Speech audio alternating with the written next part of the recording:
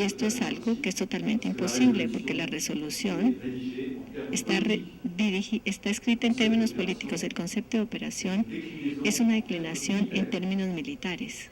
Y el último punto, vemos las reglas de compromiso, Rules of Engagement, que es lo que uno le da al soldado, es una ficha en donde él sabe que si uno le dispara puede contestar si alguien le están pegando al lado de él lo debe venir. Y en términos de población les voy a ilustrar también mi propósito con un ejemplo.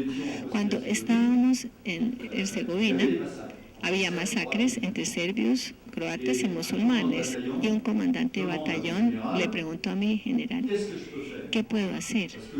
Porque la resolución que nosotros tenemos no dice claramente que debemos defender a la población. Y mi general le respondió con toda la ambigüedad de una respuesta, como se dice en francés jesuita, le respondió, le dijo, instale su batallón en el pueblo. Así, si atacan el pueblo, los atacan y ustedes pueden responder. Esto es para mostrarles un poco cómo se pusieron los militares frente a una responsabilidad que los políticos no quisieron tomar. Y el general asumió su responsabilidad.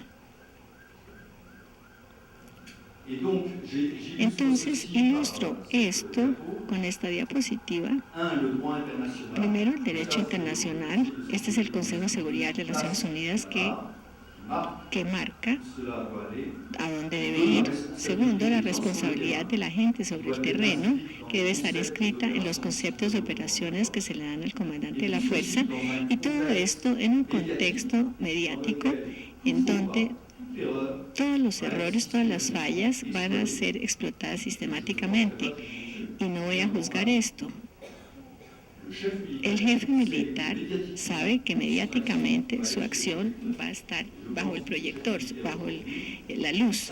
Y yo creo que los militares hoy en día saben que no hay que imaginarse que en un momento dado esto puede llegar a los medios. Puede que se le escape puntualmente ese día o esa semana, pero el mes siguiente, 2 meses después o 3, eso va a salir y los medios lo van a saber. Entonces, esto hay que tenerlo en cuenta desde el comienzo. Bueno, las consecuencias.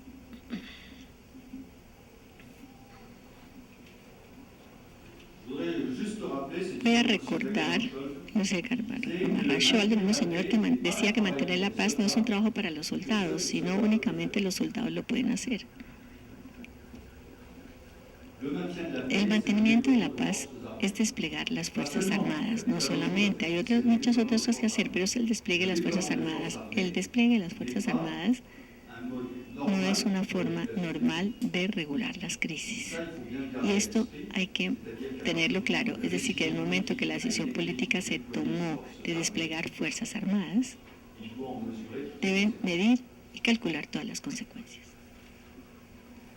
Y esto a nivel estratégico, a nivel operativo y a nivel táctico, como les expliqué al comienzo.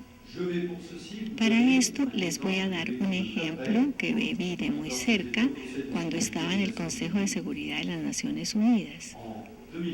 En el 2003, la operación Artemis, MONUC en el Congo, en el este del Congo, el pueblo se llama Bunia. Les voy a describir rápidamente la historia porque probablemente muchos de ustedes no la conocen. Una fuerza de Naciones Unidas fue desplegada en el conjunto del Congo. En la época había 15.000 personas y hubo una crisis humanitaria grave que se creó en la región de Bunia porque la desplegó y masacró a la gente. La ONU decidió desplegar una brigada en Bunia. La decisión del Consejo de Seguridad, aunque que uno cree que es lenta, fue una semana o 2 días, pero reunir una brigada que viene de Bangladesh, la India, para ir a Congo, eso toma 6 meses. Es muy largo. Entonces, en ese momento la crisis estaba grave.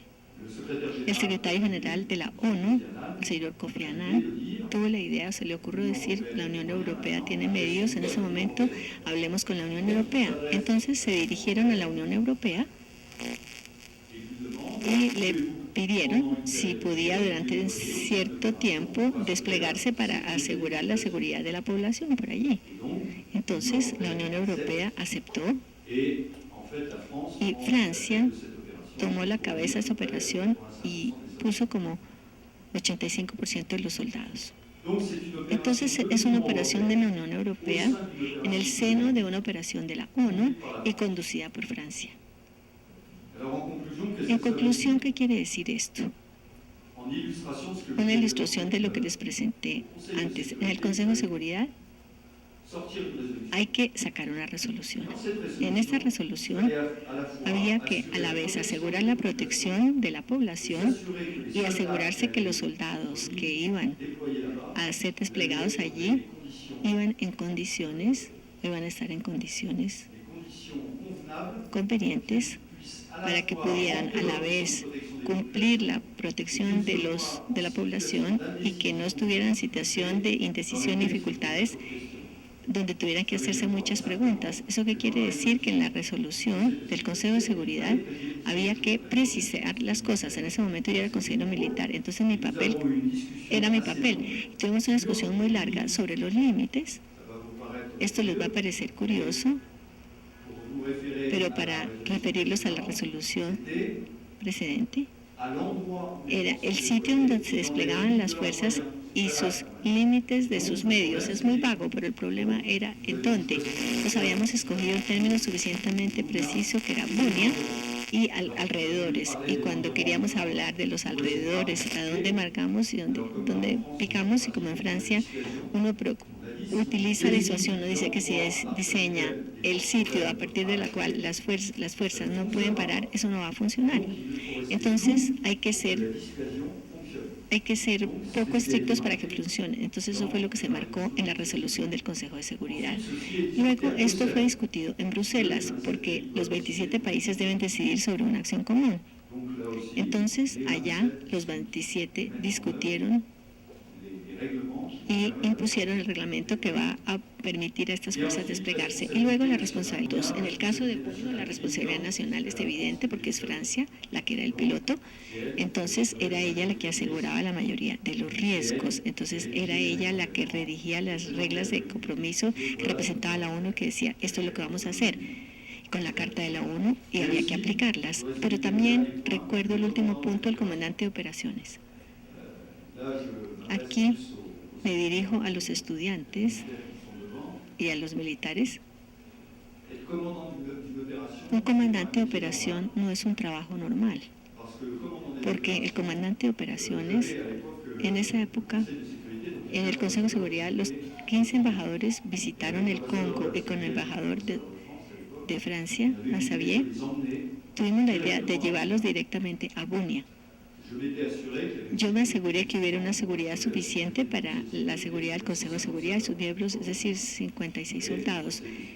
Pero el Consejo de Seguridad aceptó. Y cuando estuvo allá, el comandante de operación, que acaba de llegar hacía 2 días, describió la situación y dijo, hoy yo tengo 150.000 hombres, pero los rebeldes son mucho más que nosotros. Entonces, durante 3 semanas no va a pasar nada. En 4 semanas yo tendré 850 hombres y voy a mostrar quién comanda y les voy a mostrar a los rebeldes que la impunidad se terminó, ya no habrá armas y si hay armas pues los trataré como enemigos. Y luego el Consejo de Seguridad hizo su viaje a Nueva York y a Europa y 4 semanas más tarde supimos por la prensa y hay mismo un Consejo de Seguridad, mediatización, porque supimos, cuando hay esto hay Consejo de Seguridad y supimos que había un problema entre las tropas francesas y los rebeldes y que hubo 4 muertes entre los rebeldes. El Consejo de Seguridad se reunió y todos los embajadores en 5 minutos dijeron, no hay problema, el comandante de operación nos dijo, él es el jefe, él es el comandante, nosotros le dimos el mandato, nosotros lo apoyamos. Esto para mostrarles que esta percepción del nivel estratégico a nivel táctico debe ser una comprensión global del objetivo final que se debe lograr. Y recuerdo que el objetivo final no era salvar a los rebeldes, sino proteger a la población que estaba siendo masacrada por los rebeldes. 40 muertos, pero fueron gente que quería masacrar a la población. Voy a terminar porque no me quedan sino 5 minutos más, mostrándoles 2 esquemas que fueron la Organización General de las Operaciones, y para ver cómo se organiza todo esto, el Consejo de Seguridad que vemos arriba en la Asamblea General asegura la dirección estratégica, es decir, la resolución. La dirección general es delegada al secretario general de la ONU, el que pide al Departamento de Operaciones de Mantenimiento de la Paz, vemos PKO, de darle las directivas. En el teatro vemos un representante del secretario general, que es la autoridad política. Es allí donde tiene la operación multidimensional, la autoridad política que va a dirigir la operación, y debajo tenemos el comandante militar, la fuerza del comandante, el comandante de policía, el comandante de justicia, y abajo tenemos el comando nacional. Control operacional, comando nacional. No hay que olvidar que los soldados franceses, colombianos, comprometidos en operaciones de mantenimiento de la paz, tienen una responsabilidad nacional, hay una responsabilidad nacional. Ahora llegó a un punto que mencioné antes, y son las responsabilidades.